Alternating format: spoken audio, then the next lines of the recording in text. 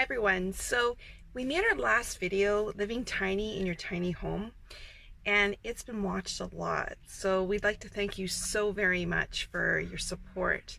In that video, we talked about the spectrum of freedom versus comfort. And so with everyone being at a different place on that spectrum, the process and time that it'll take to get to the desired location or difference that you want is going to be a little bit different. And some areas will be much easier for some people than for others. So with this in mind, this video is going to be a map to get to the desired destination. You can't get somewhere if you don't know where the road will take you. So this is the road to get there. So unfortunately, a lifestyle decision can be very complicated, such as this one. It can impact every area of your life. It can stimulate emotions and fears. It can reveal attachments, unconscious logic and tendencies like scarcity reactions. Judgments even will be revealed that you might not even know that you actually have about defining success by the things that you own or where you live or what you do or where you go. And it may also show how much of a need many of us have for others to agree or approve with our decisions or actions. So this process will require reflection, work, and time. And you'll probably want to watch this video a few times just to remember some of the areas that you want to work on. But many of the areas that we're going to talk about today lend themselves to their own separate video. As a matter of fact, like even just the first subject, you could go on a whole weekend seminar full time and still not get all the information you need to do it well, or well enough to be super successful in it. So just keep that in mind. This is very basic. This is just showing you a quick flash of the map, how to get there, and some of the stuff we will be covering in more detail. But please do let us know if you like this content.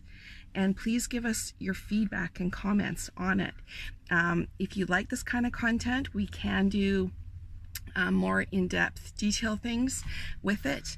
And basically, the subject matter is definitely van life related, but it's not only van life, it's life in general related. And using this process will definitely benefit you immensely in every area of your life and help you live your best life. So the first area we're going to talk about is the goal setting process. Now, like I said earlier, this is a huge subject. We're just going to give you a quick little snapshot about it.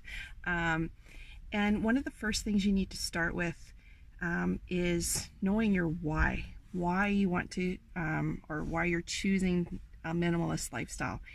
And it's important, once you know your why, to write that down and post it somewhere that you're going to see it all the time.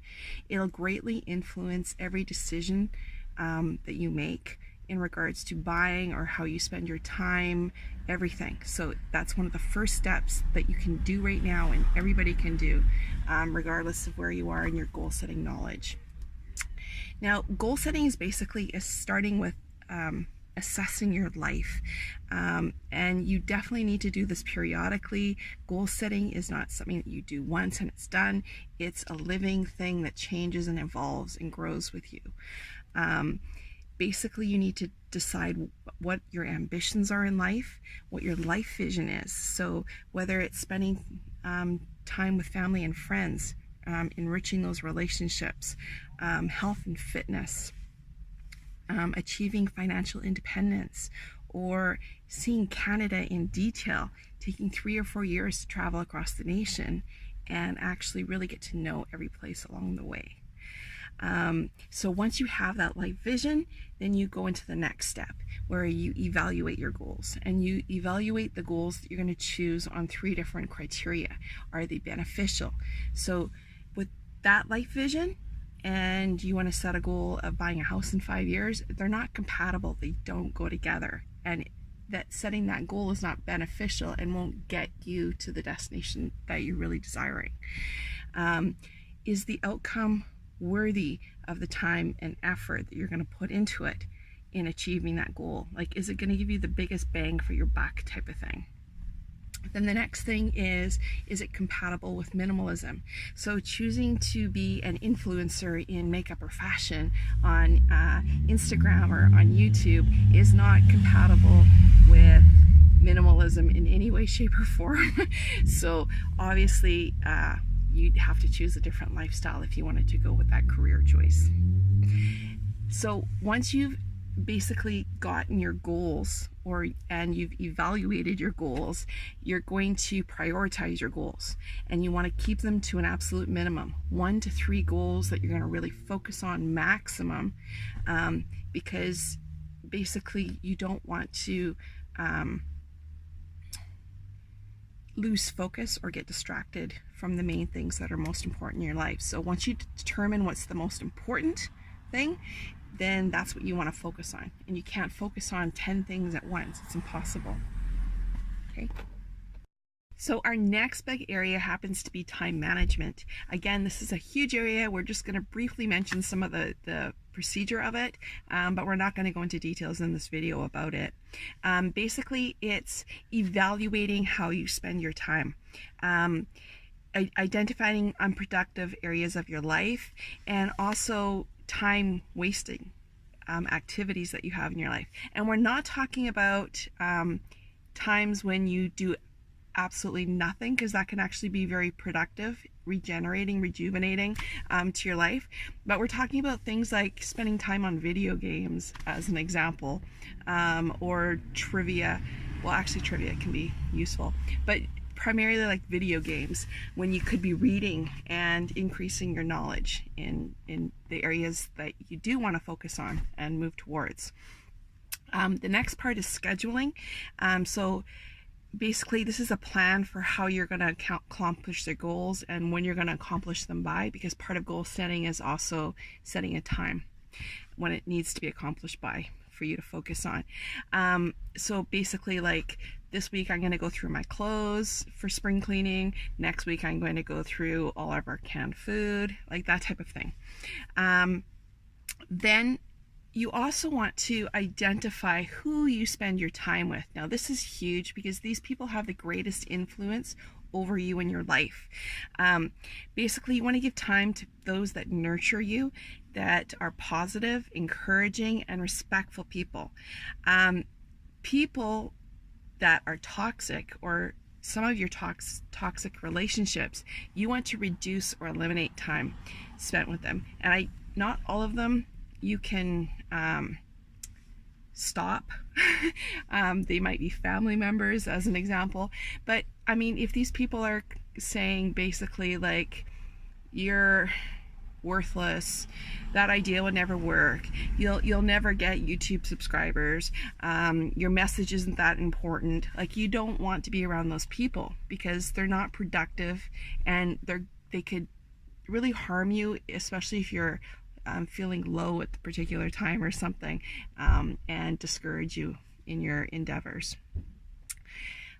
You also want to talk about or think about setting limits on your time. So basically limits on screen time, and it might be how long you spend, but it can also be when you spend time. So if you can only spend time on the internet 9 to 5, and not let it eat into your relationship time from beyond 5, like that type of thing. So setting limits, and also reducing your media consumption period. So that's like movies, TV, not RV, and internet or newspaper as well. It's basically, it affects your beliefs and your outlook on life. So it's really important to limit these things and not allow them to have as much influence on your time. Just like who you spend your time with, people-wise, where you spend your time getting information in life from is also going to have a huge influence on your life. So more time is more influence. So make sure that you're limiting that time that you give it. It's also extremely important to live in the now. be deliberate and be present. We've all seen the people, they go to a restaurant and one of them is sitting on their phone on the internet or texting or having a conversation on the phone, not touching their meal, not interacting with the person that they came with. Like, that is just not conducive for relationships or success in the long run. Basically, you can't change the past either, so don't dwell on it. If you keep looking behind you, you're going to crash. You're not going to go forward because all your attention's being spent on behind you. And also, the future can only be influenced by what you're doing right now in the present. So work on the present and it'll get you to the future that you're really focused on, especially since we wrote it down and we keep looking at it every day.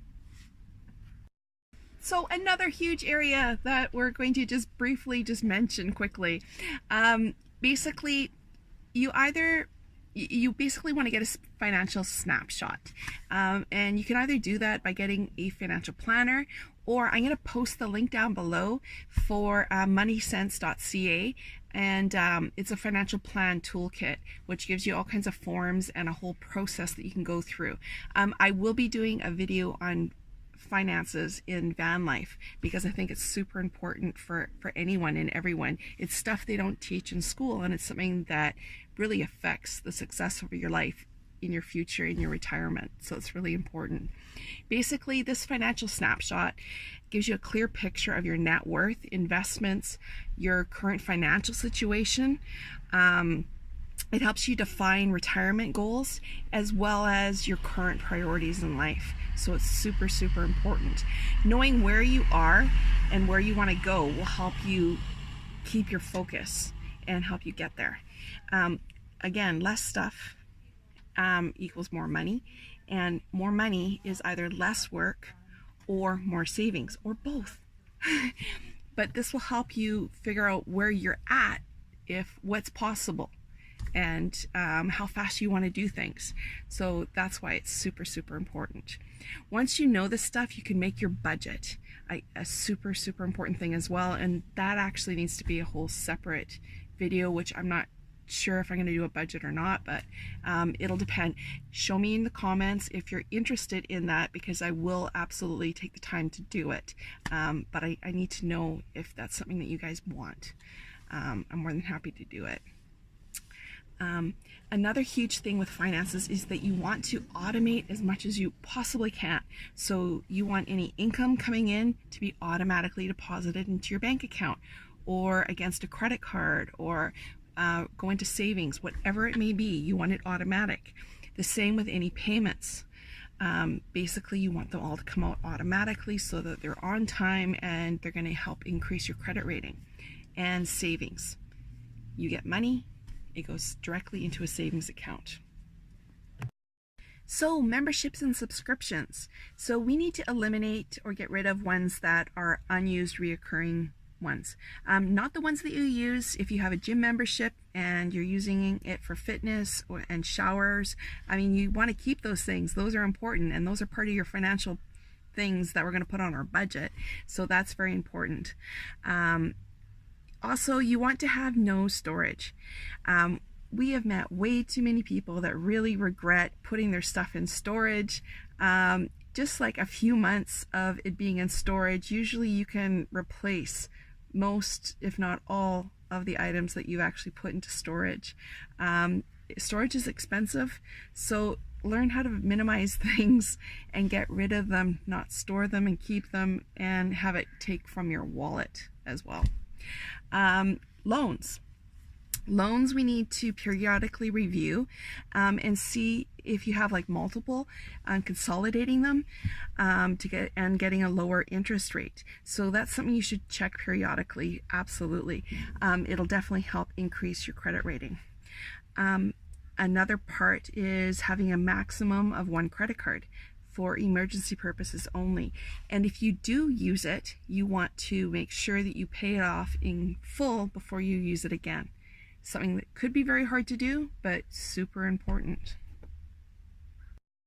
Okay, now evaluating our possessions.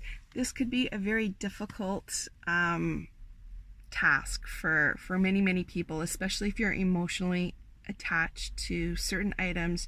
You know in your heart you're not going to use them, but you have an emotional attachment to them, and they might be difficult to get rid of. So this could be a very difficult process for some, and you might end up storing stuff for a while, but that's fine. Basically, it comes down to asking yourself, does this add value to my life? Or does this waste time, drain energy, or my bank account? And if those answers are yes, basically you might want to really consider getting rid of it. But take your time. Basically, it's really easy though to start this off by getting rid of any redundant or duplicate items. Basically, like you have 2 can openers, you only need one, so get rid of the other can opener, that type of thing. And you can steam rice in a pot, so you don't need a rice steamer, that would be a redundant item. And you don't need a slow cooker to cook stew, you can use a pot again, so that would be another redundant item that you can immediately get rid of. Basically, you also need to get rid of the just in case mentality, and it's quite easy to do this in the way that with each item, ask yourself, if I haven't used this in the last 90 days and if I'm not going to use this in the next 90 days, basically it needs to be gotten rid of. Now there's very few exceptions. Some of the tools that you might be carrying might fit into that category, but that's definitely a different video for the details of it. Also, dealing with the discarded items. Sell as much as you can, and if it's taking too long and people aren't interested, then you go on to the next phase. You can donate. So use charities or thrift stores and donate the items if they're in good shape. And if they're not, you're going to throw them away. So anything that's worn, wrecked, or needs work on needs to be thrown away. Okay? Also, you want to check the expiry dates of all of your stuff within the van at least twice a year. Now I have a video ready to go on that, and it'll be posted very soon. Really important details and things that a lot of people might not know that I just know from my pharmacy background. So I'm going to be including that. So our next area is probably one of those emotionally charged areas, the area of clothing. Basically, we want to reduce the amount of clothing that we have as much as possible. Basically, you want to keep what fits instead of having a whole range of sizes of clothing, and also what you're going to wear. So keeping this gorgeous business suit and you're not going to work in business, or at least not for the next 5-10 years, you're not going to want to keep it. Take it to a consignment store and get some money from it. Don't keep it in your van, because you're just going to get it ruined and not be happy in the long run.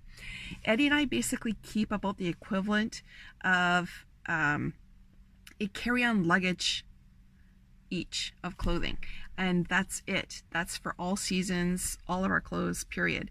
I have a pair of boots and a pair of sandals, and that's it. Eddie has his shoes that he wears for work and walking, and also a pair of flip-flops for the shower, but that's it. That's all we have.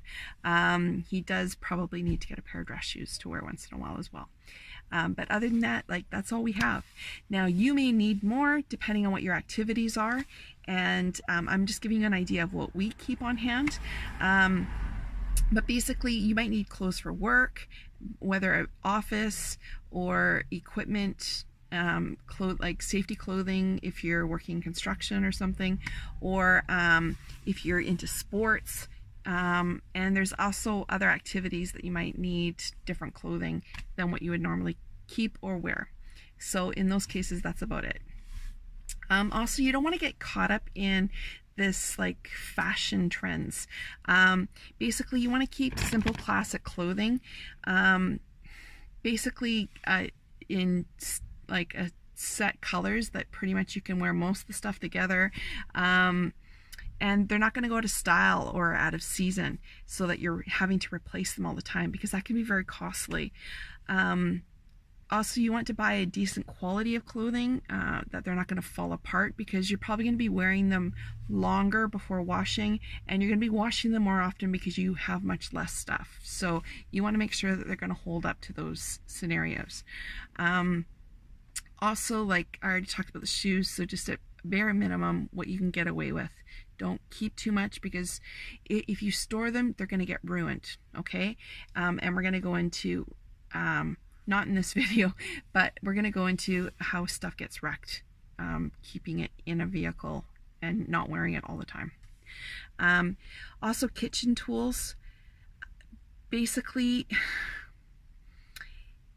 if your mom or grandma could basically cook an entire huge family feast with just a pot, pan, and roaster, why do you need an Instapot? Why do you need a deep fryer or your active fryer? Why would you need an automated espresso machine? Why would you need a microwave? Because like that might make you upgrade your whole solar system in order to accommodate it. Why do you need a set of nesting bowls with lids? You're cooking what you need and you're eating what you cook, so you're not storing them, and you don't need a bunch of bowls to do that. Also, why do you need a whole cutting block and all the knives? So like basically you need a couple, like maybe a knife to cut and maybe a couple steak knives if you're gonna barbecue steaks. It just doesn't make sense. Or why do you need 8 cutting boards? Hi, so basically this subject could take a couple semesters to cover all of the information that you need to be really good at it. And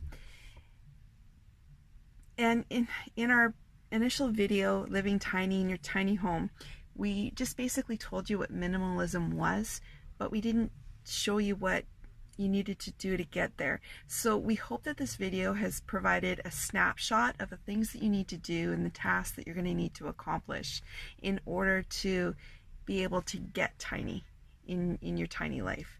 So we hope that this has been informative, and if you like it, please give it a thumbs up. And if you haven't yet subscribed, please subscribe and show us your support. We'd really appreciate it.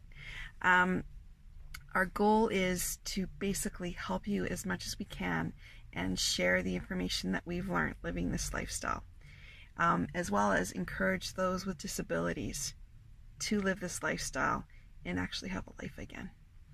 So thank you for watching. We really appreciate your support.